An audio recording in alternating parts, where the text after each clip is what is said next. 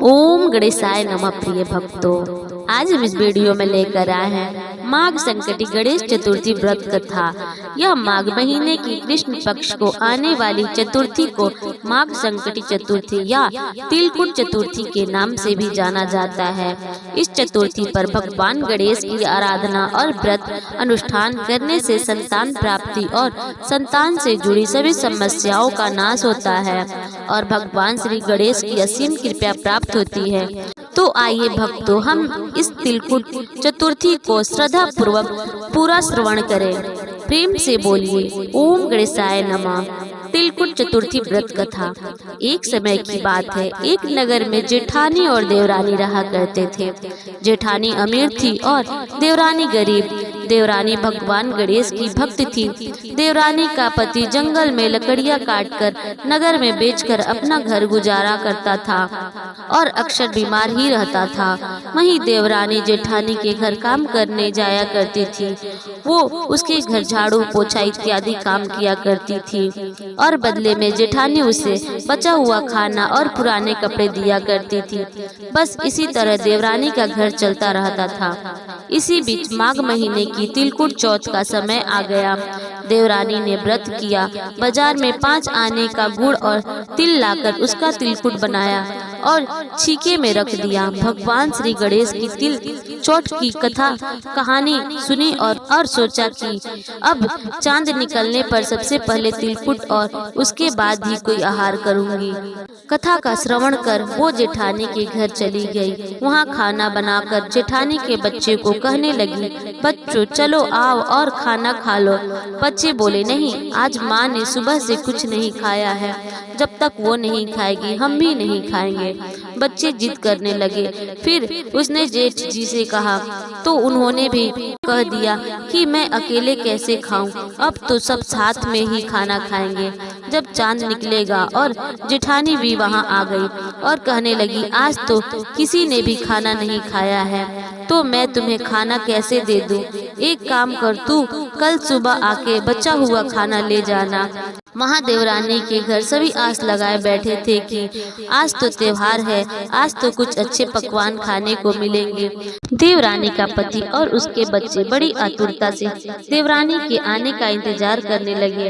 अब देवरानी आई, उसने सारी बात बताई। तब बच्चे बहुत निराश हुए और कहते हुए रोने लगे कि आज तो पकवान तो दूर, हमें रोटी तक खाने को नहीं मिलने वाली। वहीं देवरानी का पति भी उस पर गुस्सा हो गया और कहने लगा कि इतना काम करने पर भी तुम्हें वो 2 वक्त की रोटी भी नहीं दे सकते तो काम क्यों करती हो। और गुस्से में आके उसने अपनी कपड़े धोने वाले धुआने से मारा। धुआना हाथ से छूट कर गिर गया तो पाटे से मारा। वह बिचारी बिना कुछ कहे रोते रोते भगवान गणेश जी का नाम लेते हुए बस जल ग्रहण करके सो गई। उस रात भगवान गणेश उसके सपने में आए और बोले, धोने मारी पाटे मारी, अब सो रही है या जाग रही है। रोते रोते वो बोली, कुछ सो रही हूँ और कुछ जाग रही हूँ। फिर गणेश जी ने कहा, मुझे भूख लगी है, कुछ खाने को दे। देवरानी बोली, मैं क्या दूँ, मेरे घर में तो अन्न का एक दाना भी नहीं है। जेठानी मुझे रोज बच्चा हुआ खाना देती थी, आज तो वो भी नहीं है। मेरे घर में सब भूखे सोए हुए हैं, बस उस छीके में तिलकुट पड़ा हुआ है, वही है, जाओ और खा लो।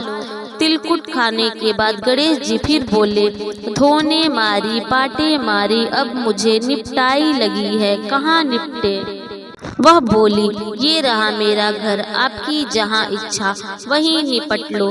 तब गणेश जी छोटे बच्चे की आवाज में बोले, अब कहाँ पोछूं। नींद में मग्न देवरानी को अब गुस्सा आने लगा था कि कब से ये मुझे तंग किए जा रहे हैं और उसने कहा, यहाँ मेरे सिर में पोछो। अब सुबह हुई और देवरानी और सभी देखकर चौंक गए। उन्होंने देखा कि सारा घर में हीरे मोती से जगमगा रहा है। गणेश जी जहाँ अपना हाथ पोछे कर गए थे वो हीरे की टिक्की और बिंदी में जगमगा रहा था। देवरानी उस दिन जेठानी के घर काम करने नहीं गई थी। बड़ी देर हो गई, लेकिन देवरानी का पता न पा कर जेठानी ने अपने बच्चे को देवरानी को लाने भेजा। जेठानी ने सोचा कि कल शायद मैंने देवरानी को खाना नहीं दिया, इसलिए वह बुरा मान गई है। बच्चे देवरानी के घर पहुँचे और आवाज देने लगे, चाची चलो, माँ ने बुलाया है, घर का सारा काम पड़ा है। अब देवरानी ने कहा, अब इसकी कोई जरूरत नहीं है, हमारे घर में सब भरपूर है। गणेश जी की कृपा से बच्चों ने घर जाकर सारा व्यतीत अपनी माँ को सुनाया और बोला, चाची का घर तो हीरे मोती से जगमगा रहा था। बच्चों की बात सुनकर जेठानी दौड़ी दौड़ी देवरानी के घर जा पहुंची और सब देखकर चौंक गई और बड़े आश्चर्य से पूछने लगी, अरे ये तो बता, ये सब हुआ कैसे? देवरानी ने भोले मन से उस रात वापस घर आके जो कुछ भी हुआ वो हूबहू कह डाला।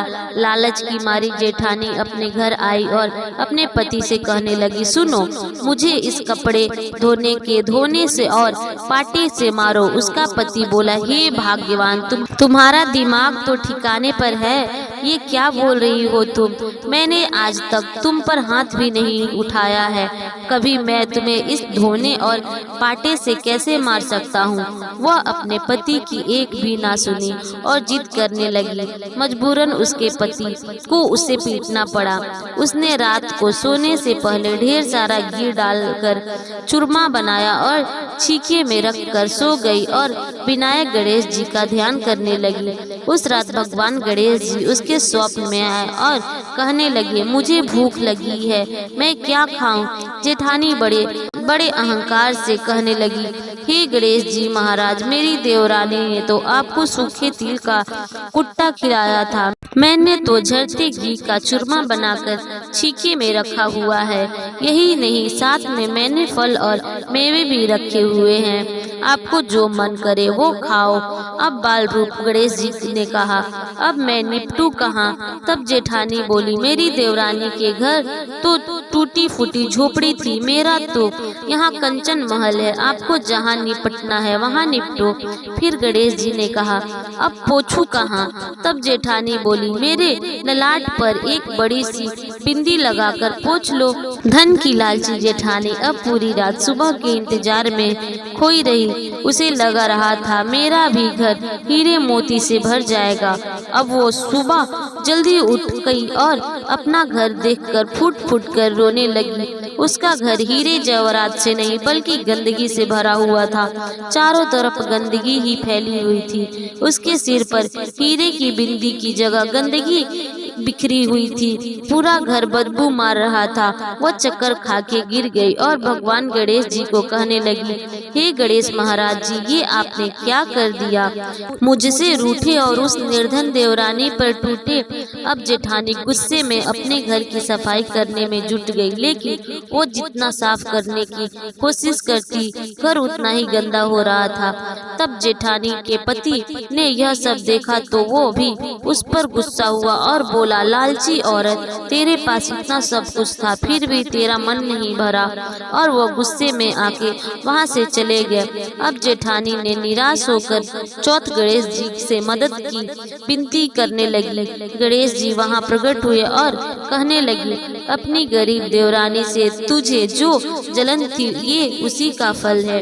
अब जब तू अपने धन में से आधा उसे सौंप देगी तब जाके यह सब साफ हो जाएगा।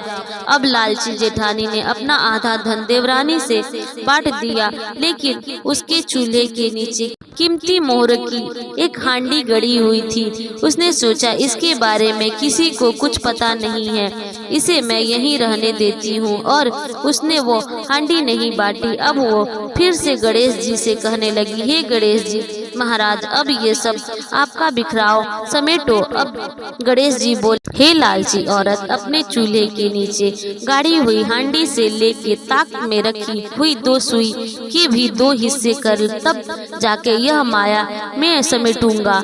अब जेठानी ने हार मानकर चूल्हे के नीचे गड़ी हुई हांडी और ताक में रखी 2 सुई भी आधी बांट दी। इस प्रकार गणेश जी ने अपने बाल स्वरूप में आके जेठानी को सबक सिखाया। हे गणेश जी महाराज, जैसे आपने देवरानी पर अपनी कृपा की, वैसे ही इस कथा को कहने वाले, सुनने वाले और हुकारी भरने वाले सभी पर अपनी कृपा करना, किंतु उस लालची जेठानी की तरह किसी और को सजा मत देना।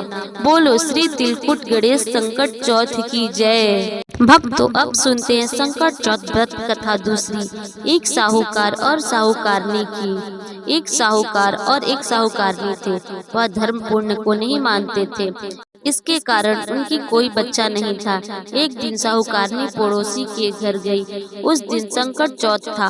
वहाँ पड़ोसन संकट चौथ की पूजा करके कहानी सुन रही थी। साहूकारनी ने पड़ोसन से पूछा, तुम क्या कर रही हो?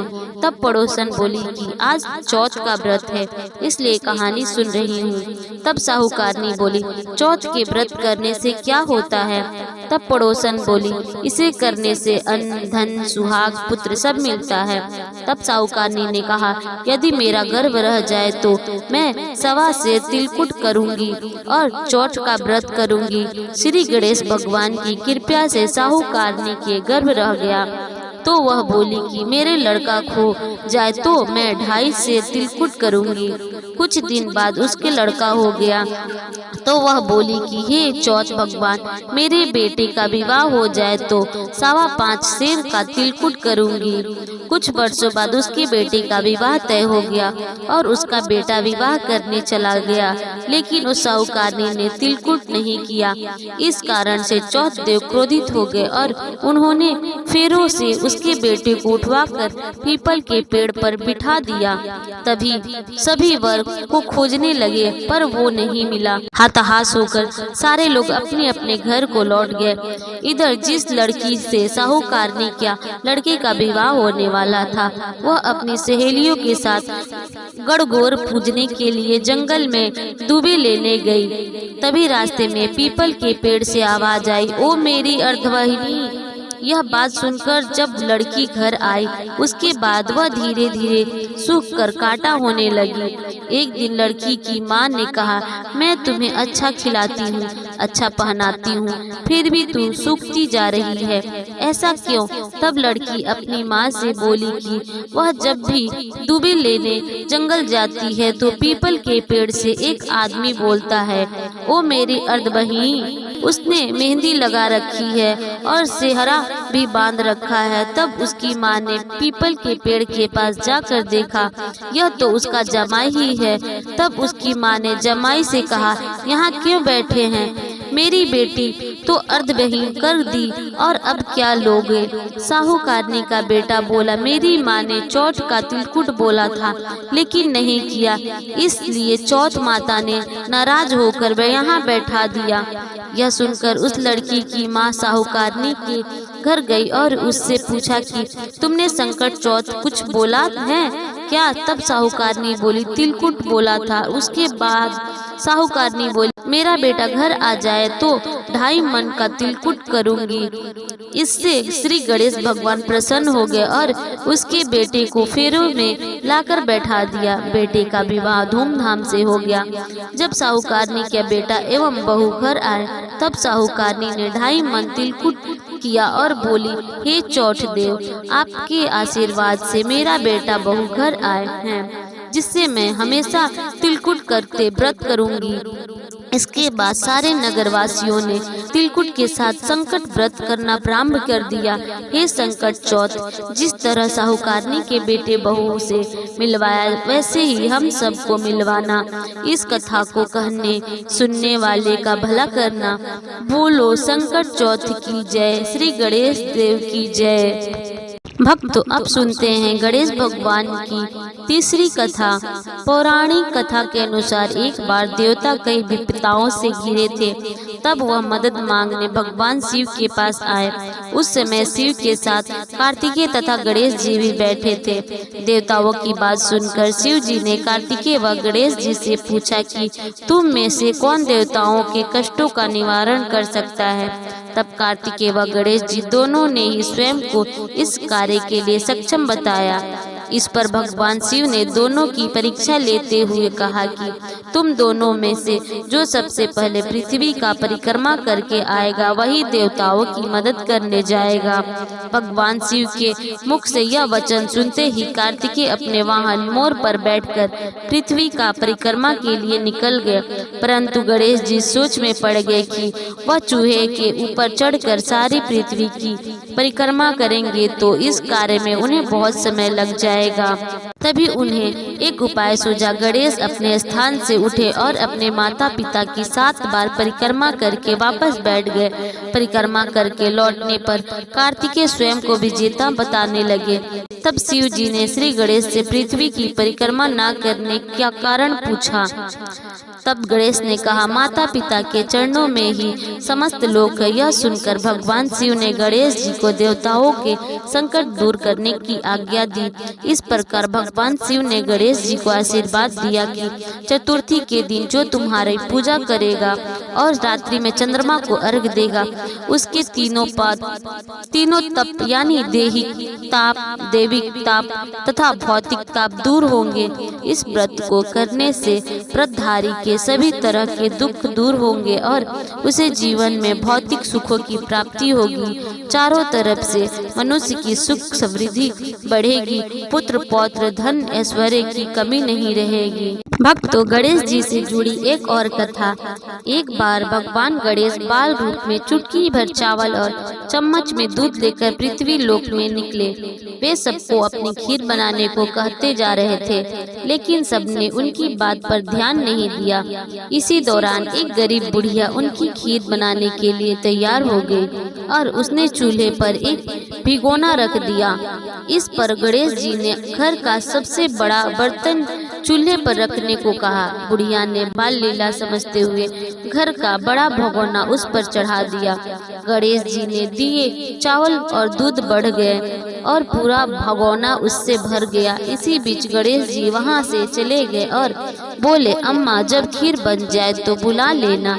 पीछे से बुढ़िया के बेटे की बहू ने भी चुपके से एक कटोरी खीर खाने के बाद एक कटोरी खीर छिपा दी। अब जब खीर तैयार हो गई तो बुढ़िया माई ने आवाज लगाई, आजा रे गणेश खीर खा ले। बोली, आजा रे गणेश खीर खा ले। तभी गणेश जी वहां पहुंचे गए और बोले कि मैंने तो खीर पहले ही खा ली। तब बुढ़िया ने पूछा कि कब खाई? तो वो बोले कि जब तेरी बहू ने खाई तभी मेरा पेट भर गया। बुढ़िया ने इस पर माफी मांगी। इसके बाद जब बुढ़िया ने बाकी बची खीर के इस्तेमाल के बारे में पूछा तो गणेश जी ने उसे नगर में बंटवाने को कहा और जो बच्चे उससे अपने घर में जमीन के नीचे दबा दे। अगले दिन जब बुढ़िया उठी तो उसे अपनी झोपड़ी महल में बदली हुई और खीर के बर्तन सोने जवाहरातों से भरे मिले। गणेश जी की कृपा से जाकर बुढ़िया की काफी प्रसन्न हो गई। हे गणेश जी महाराज, आपने जैसे फल बुढ़िया को दिया वैसे सबको देना। गणेश चतुर्थी की कथा। शिव पार्वती चौपाट में हार जीत की कथा। एक बार भगवान शिव तथा माता पार्वती नर्मदा नदी के किनारे बैठे थे। वहां माता पार्वती ने भगवान शिव से समय व्यतीत करने के लिए चौपाट खेलने को कहा।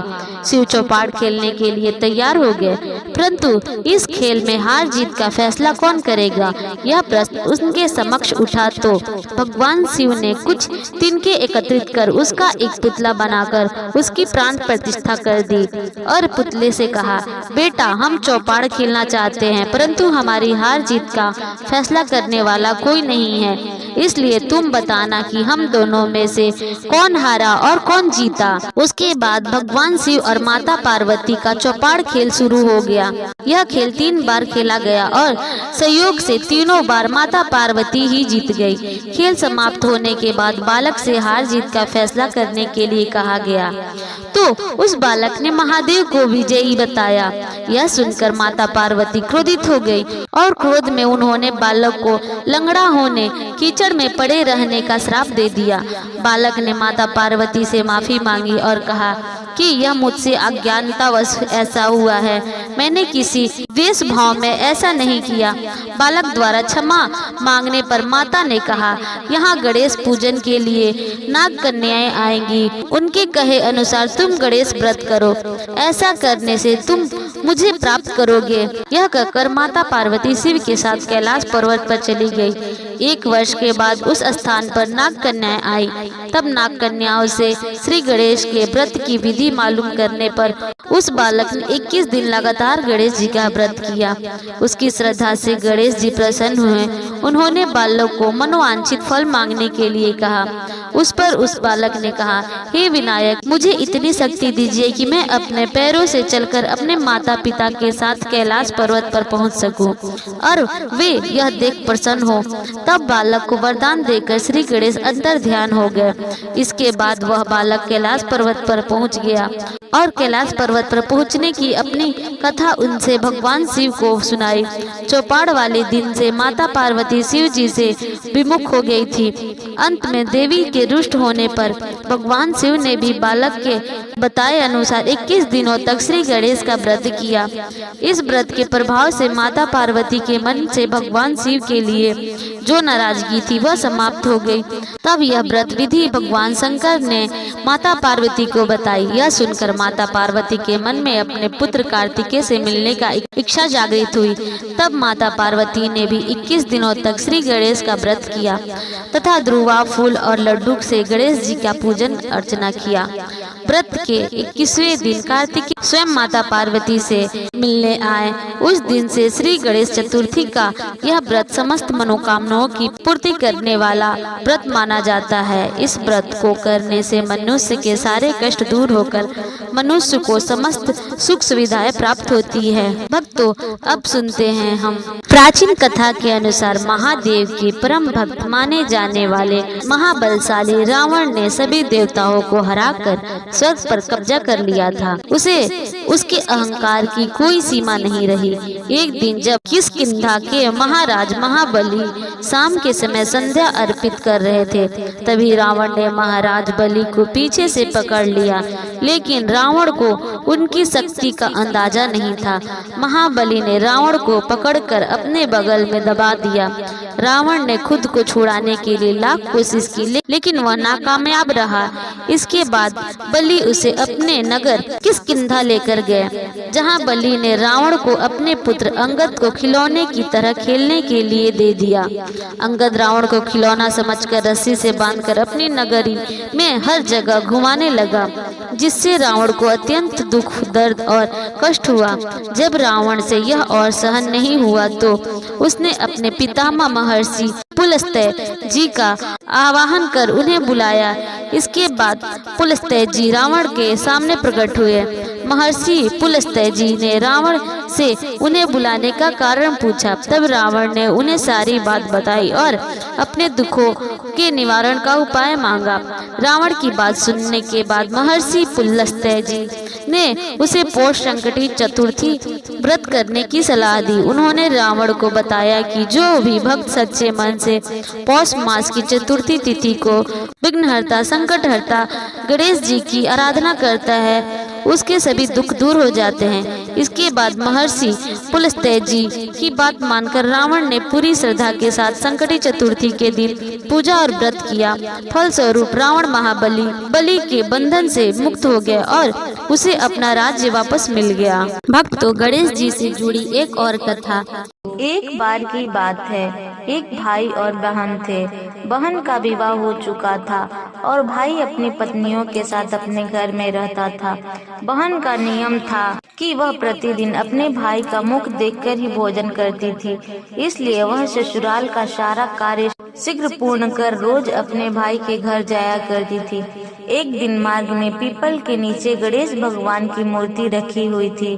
उसने भगवान को नमन कर कहा, हे गणपति देव, मेरे जैसा अमर सुहाग और मेरे जैसा अमर पियर सबको दीजिए। यह कहकर वह आगे बढ़ गई। रास्ते में झाड़ियों के कांटे उसके पैरों में चुभ गए। जब वह भाई के घर पहुंची तो उदास बैठी रही। भाभी ने पूछा, बहन क्या हुआ, पैरों में क्या चोट लग गई है? बहन ने कहा, भाभी जंगल की झाड़ियों के कांटे पाँव में चुभ गए हैं। भाभी ने अपने पति से कहा, सुनिए, जब भी आपकी बहन आती है रास्ते के कांटे उनके पैरों में चुभ जाते हैं, कृपया रास्ता साफ करवा दीजिए। तब भाई ने कुल्हाड़ी लेकर झाड़ियाँ काट डाली और रास्ता साफ कर दिया। ऐसा करने से गणेश जी की मूर्ति का स्थान भी हट गया। यह देखकर भगवान गणेश रुष्ट हो गए और क्रोध में आकर भाई के प्राण हर लिए। जब लोग अंतिम संस्कार के लिए भाई को लेकर जा रहे थे तो भाभी रोते हुए बोली, थोड़ी देर ठहरो, उसकी बहन आने वाली है, वह अपने भाई का मुख देखने बिना नहीं रह सकती। तब लोग कहने लगे, आज तो देख लेगी, पर कल कैसे देखेगी? उधर बहन रोज की तरह भाई का मुख देखने के लिए चली तो देखा कि रास्ता साफ है और सिद्धि विनायक की मूर्ति भी वहाँ नहीं है। उसने गणेश जी को पुनः उचित स्थान पर विराजित किया और हाथ जोड़कर कहा, हे प्रभु, मेरा जैसा अमर सुहाग और मेरे जैसा अमर पीहर सबको देना। भगवान गणेश ने प्रसन्न होकर कहा, बेटी, 7 खेजड़ी की पत्तियां लेकर उन्हें कच्चे दूध में घोलकर अपने भाई पर छिड़क देना, वह जीवित हो जाएगा। बहन ने वैसा ही किया और उसका भाई जीवित हो उठा। यह वही पावन कथा है जिससे सुनने मात्र से गणेश भगवान की कृपा प्राप्त होती है। बोलो श्री तिलकुट गणेश संकट चौथ की जय। अगर आपको यह वीडियो अच्छी लगी हो तो वीडियो को लाइक करें, शेयर करें और हमारे चैनल को सब्सक्राइब करना ना भूलें। जय गणेश देवता।